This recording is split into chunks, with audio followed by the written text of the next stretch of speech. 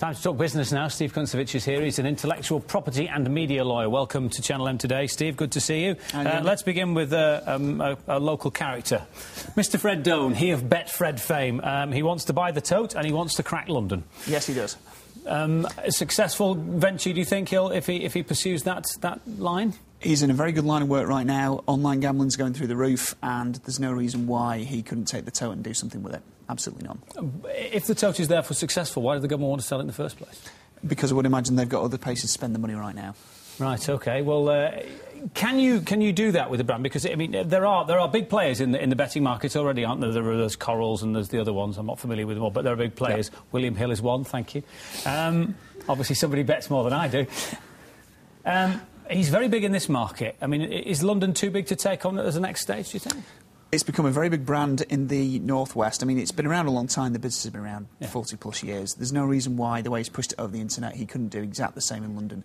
But it's a slightly different audience, and it remains to be seen exactly how well he's going to do. Because his commercials and the way he markets the business up here has a very... I don't mean it as a patronising way, but it has a northern feel to it, doesn't it? Yeah, it does. And whether that'll play in the south remains to be seen.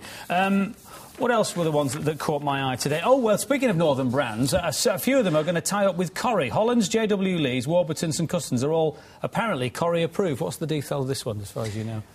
Well, it's interesting to see how they're actually going to do this. The sponsorship that Corrie have got at the minute is with Harvey's Furniture. It's very sort of anodyne, you know, it's the sort of China figures knocking about with each other. Product placement law in the UK is changing quite rapidly at the moment.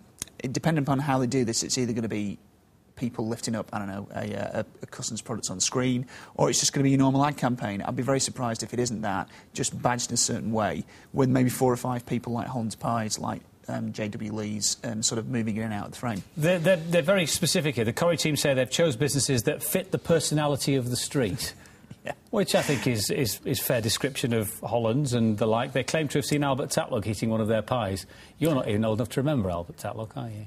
No. No. So, as I feel about a million years old, let's move on to something that's slightly more serious. It has a light story, but it's slightly more serious. A hairdresser who advertised for a junior stylist got herself into a bit of trouble here. Now, what was her problem? The problem here is that the age discrimination regulations in this country, or a lot of equality regulations that have gone through recently, actually prohibit you from discriminating against anybody on the grounds of age.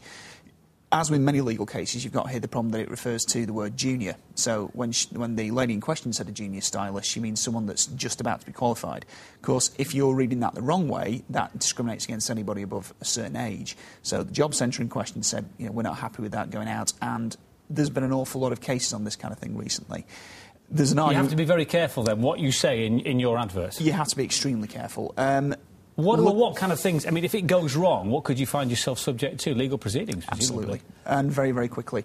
The difference between this and a lot of other proceedings is if it's the employment tribunal, there's not the same kind of cost sanctions that you get in a normal civil case. So it's slightly easy to bring a claim, and again, with things like this, the word junior lends itself to quite a wide interpretation, so you're taking a bigger risk in front of a judge.